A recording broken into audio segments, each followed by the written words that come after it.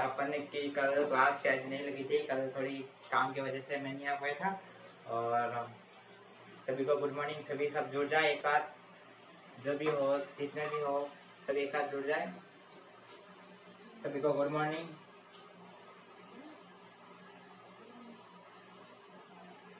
सबसे पहले अपने पहली क्लास हुई थी भोजनों के बारे में, ठीक है, यानी खाद्य पदार्थ कौन से होते हैं जो हमारे शरीर के लिए आवश्यक है, ठीक है। तो भोज्य पदार्थों के बारे में पढ़ा था, वो फर्स्ट क्लास के लिए। इसके बाद अपन ने पढ़ा था उसके अवयवों के बारे में, अवयवों के बारे में पढ़ा। इसके बाद अपन ने पढ़ा था भोजन, जो अपन भोजन ग्रहण करते हैं यानी कि भोजन करते हैं उसका पाचन किस तरह से होता है, ठीक है। अपन ने पाचन प्रक्रिया, मानव शरीर की पाचन प्रक्रिया, वो भी अपन ने पढ़ ली, ठीक है। वो जिसने नहीं देखा वो वीडियो अच्छे से देख ले, नहीं समझ में आया तो उसमें कमेंट बॉक्स में होगा नीचे, वहाँ पे लिख देना, तो जो भी समझ में नहीं आए वो टॉपिक बाद में क्लियर करवा देंगे, ठीक है। इसके बाद पढ़ा अपन ने श्वसन तंत्र। अपन ने कल जो परसों क्लास हुई थी, कल तो शायद नहीं हुई थी, परसों जो क्लास हुई इसमें श्वसन तंत्र पढ़ा था, ठीक है। श्वसन यानी कि कहने का मतलब ये होता है श्वसन तंत्र, हमने जो डेली रूटीन में अपन जो श्वसन क्रिया होती है अपने यानी कि शरीर के अंदर जो श्वसन क्रिया होती है, ठीक है, वो किस तरह से होती है उसके बारे में अपन ने पढ़ा, डिटेल से पढ़ा था, चित्र भी बनाया था, जो डायग्राम बनाया था, इसकी मैंने थ्योरी लिखी थी, अंतर श्वसन क्या होता है, बाह्य श्वसन क्या होता है, ठीक है, इसके बारे में अपन ने डिटेल से पढ़ा था, ठीक है। ये अपने मानव शरीर की ये प्रतिक्रिया निरंतर चलती रहती है, ठीक है। जब अपने सांसें यानी कि सांस लेना रुक जाता है तब अभी क्या है, अगर जो भी व्यक्ति होता है उसकी मृत्यु हो जाती है, ठीक है, ये होता है। तो ये होता है मानव श्वसन तंत्र, जो श्वसन के बारे में मैंने डिटेल से पढ़ाया था। उसमें क्या होता है, दो फेफड़े होते हैं, ठीक है, डायफ्राम होता है, फेफड़े होते हैं, श्वास नली होती है, और श्वास किससे लेते हैं, नाक के द्वारा श्वास लेते हैं, ठीक है।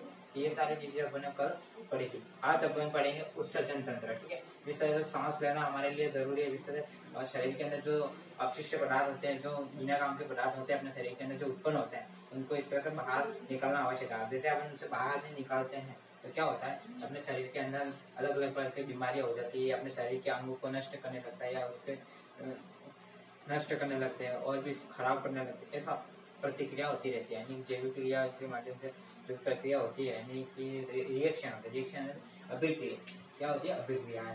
शरीर के अंदर जो भी अभिक्रिया होती है, अभिक्रिया, इसकी वजह से इसमें क्या अपना जो भी अंग होते हैं, जो भी शरीर के अंदर लिक्विड पदार्थ होते हैं, वो क्या अपने शरीर के हानिकारक होते हैं, वो नहीं निकाले तो अपने शरीर को नुकसान पहुंचाते हैं। ये चीजें होती है। तो आज पढ़ेंगे अपन उत्सर्जन तंत्र, ठीक है, उत्सर्जन तंत्र। सबसे पहले लिखो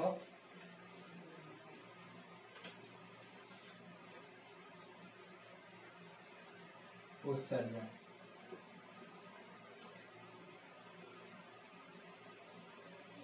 उत्सर्जन का मतलब ही क्या होता है, यानी कि जो भी अपन चीज लेते हैं, ठीक है, कोई यार मान लो कोई अपने शरीर में खाद्य पदार्थ डालते हैं या किसी चीज को अपन गर्म करते हैं या फिर कुछ भी अपन खाते हैं, उसके बाद जो अपशिष्ट पदार्थ जो अपने काम की चीज नहीं हो उसको बाहर निकालना, ठीक है। यानी कि अपन कोई भी चीज यूज करते हैं जो अपने तक सीमित है, काम में है, तब तक अपन यूज करें, जो काम की नहीं उसको अपन फेंक देते हैं। तो वो फेंकने की प्रक्रिया क्या होती है, यानी कि उत्सर्जन, यानी शरीर अपने जो तक काम है चीज को अपन ने यूज किया, जब वो काम खत्म हो गया या फिर वो चीज हमारे काम की नहीं, जो भी यानी कि बचा हुआ कुछ रहता उसको अपन क्या बाहर निकाल देते हैं। इसी तरह अपना शरीर में भी होता है, जो भी खाद्य पदार्थ है अपन जो खाते हैं, इसके बाद जो विटामिन प्रोटीन जो भी खाना जो भी चीज लेते हैं जो अपने शरीर के लिए उपयोगी है, उसके बाद वो जो उपयोगी है तब तक तो ठीक है, इसके बाद जब अपन को शरीर में कुछ काम की नहीं उसको बाहर निकालना किस रूप में निकलेगा, ठीक है। तो उत्सर्जन का मतलब अपने शरीर के अंदर ऐसे पदार्थ होते हैं जो उत्सर्जन हो जाते हैं, यानी कि कहने का मतलब बाहर निकलते हैं, ठीक है। तो जैसे सबसे पहले लिखना है इसमें कोशिकाओं,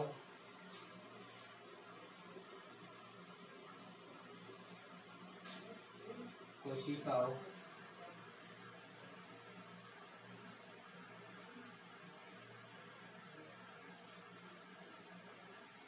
कोशिकाओं में निर्मित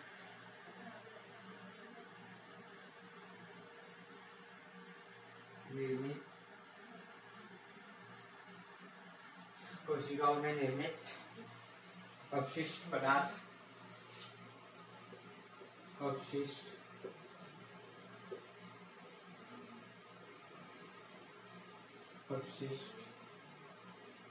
पदार्थ पदार्थों को शरीर से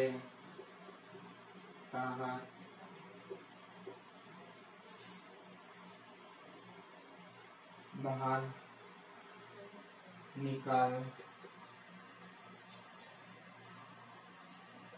निकालने की प्रक्रिया को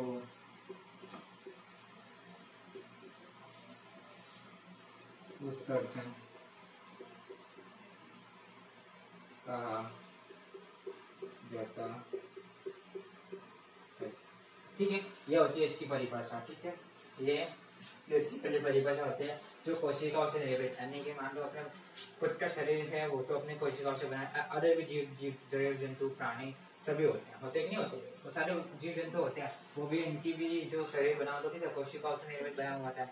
उसी तरह उसके अंदर भी जैसे कि जो भी पदार्थ वो भी ग्रहण करते हैं, बाहर निकालते हैं, तो वो क्या आपकी कोशिका निर्मित जितने भी प्राणी होते हैं, ठीक है, मान लो जो जितने भी प्राणी है, मान लो अपने शरीर होता है, फिर इसके बाद ये कोशिका क्या बोलते हैं अमीबा होता है, जीव जंतु होते हैं, पेड़ पौधे होते हैं, बाकी सारे जितने भी उदाहरण है, ठीक है, तो वो सारी चीजें जो कोशिकाओं से निर्मित हो, जो कोशिकाओं से निर्मित हो, वो अपशिष्ट पदार्थ को शरीर से बाहर निकालते हैं।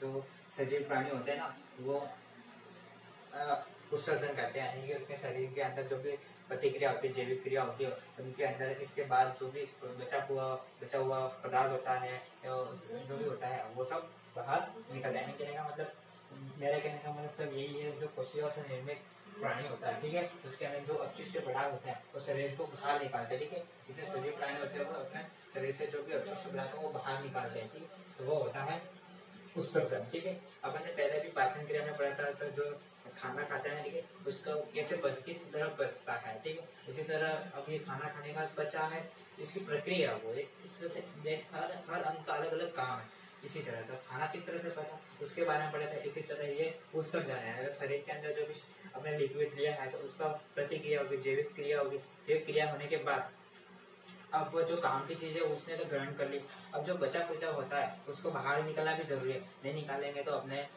शरीर के लिए या जैविक जीव जंतु जो भी होता है उसके अंदर शरीर के अंदर यानी कि समस्या पैदा करेगा या फिर प्रॉब्लम है, खतरा पैदा करेगा, कोई जो अंग होता है उसको नष्ट करेगा, इस तरह से होगा। तो ये क्या है, उन चीजों को निकालना आवश्यक है। और उत्सर्जन कैसे होता है, उत्सर्जन क्या मतलब, अपन जैसे कि जैसे अपना उदाहरण ले लें, अपन कुछ ज्यादा काम कर लेते हैं या भागते हैं तो अपना पसीना निकलता है, वो क्या अपने शरीर में ज्यादा मात्रा में यूरिया है या फिर उसके अंदर जो प्रतिक्रिया होती रहती है, तो वो पानी के माध्यम से अपने शरीर में पसीने के माध्यम से वो सारे अपशिष्ट पदार्थ निकलते हैं। अपन नहीं कहते अपने पसीना होता है वो कैसे बाजता है, वो क्यों होता है, वो कि शरीर के अंदर जो भी लिक्विड होता है उसके अंदर दूसरे भी अपशिष्ट पदार्थ मिले होते हैं, उसकी वजह से वो गंध आती रहती है। ठीक है, ये बाजता रहता है।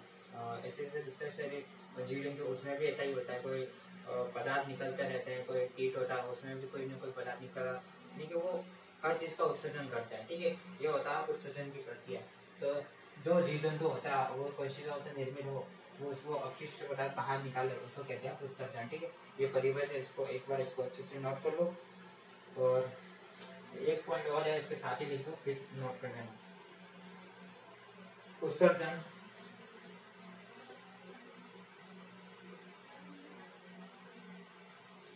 उत्सर्जन में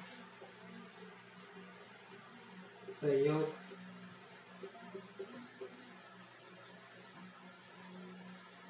करने वाले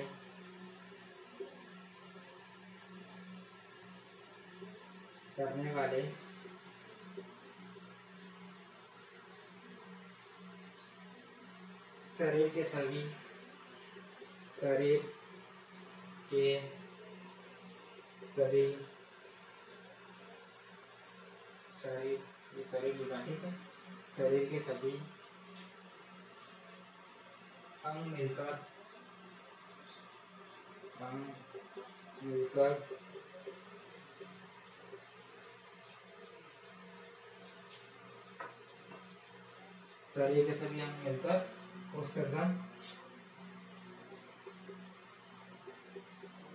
उत्सर्जन तंत्र का निर्माण करते हैं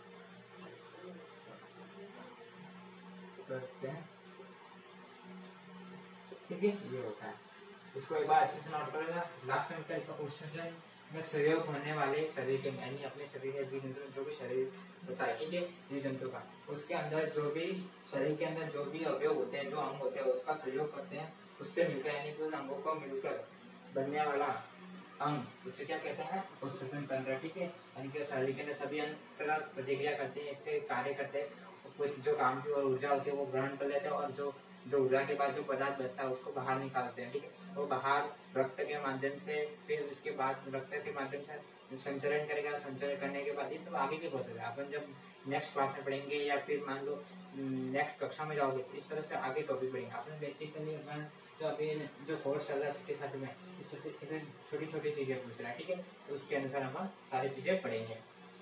तो वो उत्सर्जन यानी कि सभी अंग मिलकर जो तंत्र बनाते हैं उसे उत्सर्जन तंत्र कहते हैं ठीक है। उत्सर्जन अपने शरीर में पसीने के माध्यम बताया था ठीक है, तो वो होता है जैसे कि अपने शरीर कुछ एक्टिविटी करते हैं या दौड़ते हैं, भागते हैं, काम करते हैं तो अपने पसीने निकला, वो क्या वो पसीने निकले वो उत्सर्जन है ठीक है। इसके बाद अपन पानी पीते हैं तो फिर पेशाब करते हैं, टॉयलेट करते हैं ठीक है, वो भी क्या वो भी उत्सर्जन यानी कि अपन पानी बाहर शरीर के जो अंदर पानी गया आपने पिया वो बाहर निकल रहा है तो वो पेशाब के माध्यम से वो भी क्या उत्सर्जन है ठीक है। तो ये सारी प्रतिक्रिया इसी से होती है यानी कि उत्सर्जन यानी कि शरीर के अंदर जो भी अपशिष्ट पदार्थ हो उनको बाहर निकालने की प्रतिक्रिया वो क्या कहते हैं उत्सर्जन ठीक है।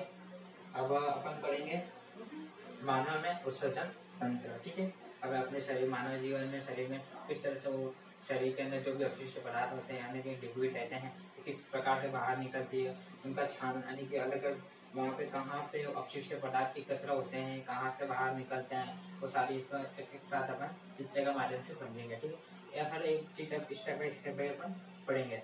आज अपन मानव उत्सर्जन तंत्र पढ़ेंगे, मानव के अंदर किस तरह से उत्सर्जन की प्रतिक्रिया होती है वो सारी चीजें ठीक है। सबसे पहले नोट कर लो इसको सभी।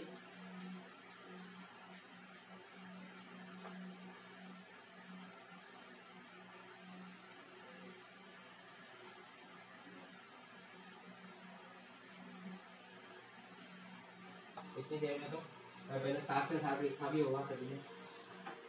अभी पढ़ेंगे अपन मानव उत्सर्जन तंत्र ठीक है। एक्सटर्नल बोलते हैं इसको, एग्जिट करना ठीक है, यानी कि अपने अंदर जो भी पदार्थ होते हैं उनको बाहर निकालना।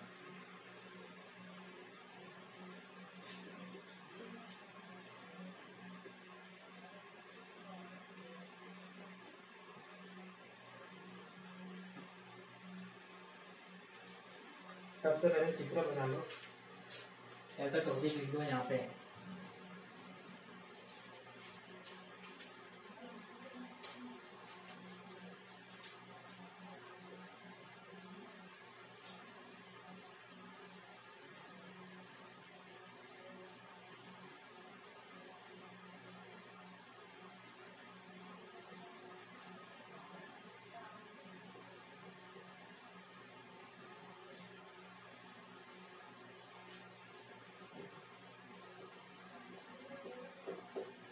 ठीक है,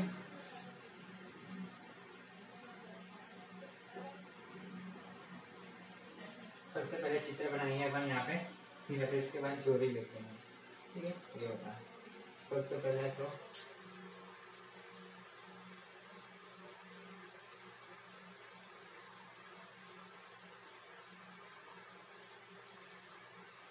ठीक है इस तरह से। इसके बाद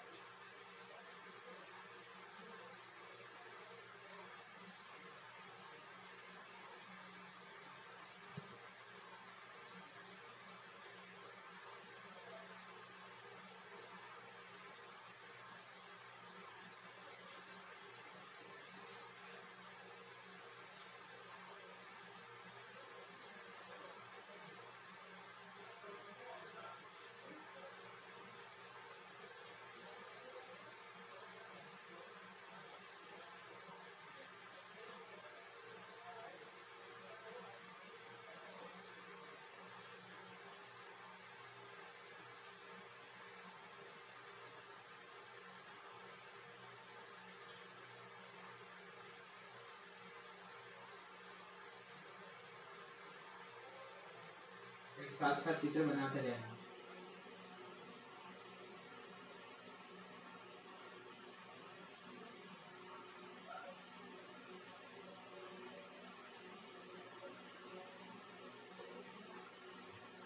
ठीक है, फिर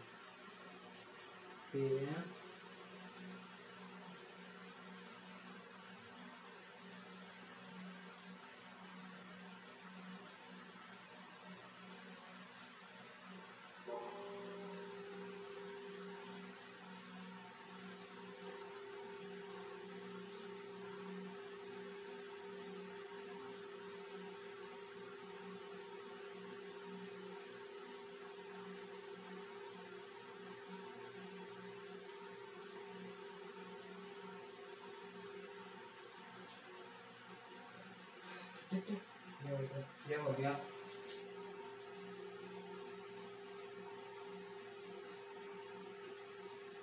वर्क करो, ठीक है। आइए आधा कर वर्क यानी किडनी होती है, ठीक है। वर्क इसके बाद ये होती है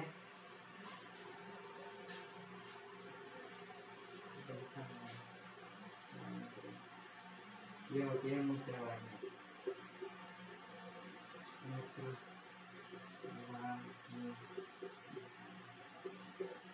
ठीक है, ये होता है मूत्राशय। ये होता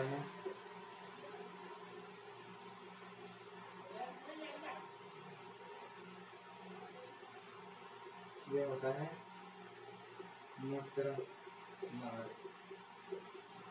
ठीक है। जो अपन टॉयलेट करते हैं, पेशाब करते हैं ना, वो भाग, यानी कि कहने का मतलब ये होता है मानव तंत्र में और मानव सृजन तंत्र, यानी कि मानव के अंदर जो भी अपन पदार्थ लेते हैं, लिक्विड पदार्थ लेते हैं, ठीक है, उसके अंदर जैविक क्रिया होती है। जैविक क्रिया होने के बाद जो लिक्विड पदार्थ होता है, ठीक है, तो द्रव रूप में पदार्थ होते हैं, द्रव रूप में पदार्थ, ठीक है। इसमें जैसे गैसों के कण हैं, कैसे, जैसे गैसों के कण हैं, ठीक है, और CO2 है और लवण है, यानी शरीर के जो भी अपशिष्ट पदार्थ हैं वो आने की द्रव रूप में आएंगे, ठीक है। कैसे होंगे, जैसे कि सबसे पहले मैं समझा देता हूँ। जैसे ये रक्त वाहिनी है, ठीक है, ये क्या है, रक्त वाहिनी है। जो अंदर नसें होती है ना, वेन्स यानी नसें, जो कोशिकाओं में नसें होती है वो क्या होता है, ये होता है पूरा मानव सृजन करना है, ठीक है। सबसे पहले अपन ये नसें होती है, ठीक, नसों में जो रक्त बहता है, खून बहता है, ठीक है, वो खून इस नसों में बहता है, तो खून के अंदर यानी कि जो ब्लड होता है, खून के अंदर जो भी अपशिष्ट पदार्थ होते हैं वो उसके साथ संचरण, यानी कि एक स्थान से दूसरे स्थान, शरीर के जो छोटे छोटे अंग होते हैं, कोशिका होती है, इसके बाद अंग होते हैं, उत्तक होते हैं, जो भी अंग होते हैं, ठीक है, शरीर के अंदर सारे, तो वो क्या होता है, उसके अंदर जो भी अपशिष्ट पदार्थ होते हैं, इनकी उनसे जो प्रतिक्रिया होती है, फिर जैविक क्रिया होती है, उनसे जो पदार्थ जो ग्रहण करने पड़ते हैं ऊर्जा के लिए, वो तो ग्रहण कर लिए, जो बचा खुचा होता है वो उन रक्तों के माध्यम से, ठीक है, रक्तों के माध्यम से वो कहाँ पे आएंगे, ये किडनी में आएंगे। कहाँ पे आएंगे, किडनी में आएंगे, किडनी में आएंगे, ठीक है। किडनी यानी वर्क, इसमें साइंस में वर्क या फिर किडनी बोल सकते हो, ठीक है। ये अपने शरीर के अंदर कितनी किडनी होती है, 2 किडनी होती है, ठीक है। ये दोनों में किडनी है, क्या है, 2 किडनी होती है, ठीक है। एक इस साइड होती है, एक इस साइड होती है, 2 किडनी होती है, जिसमें वेन्स जा रही है, यानी कि नसें जा रही है, ठीक है।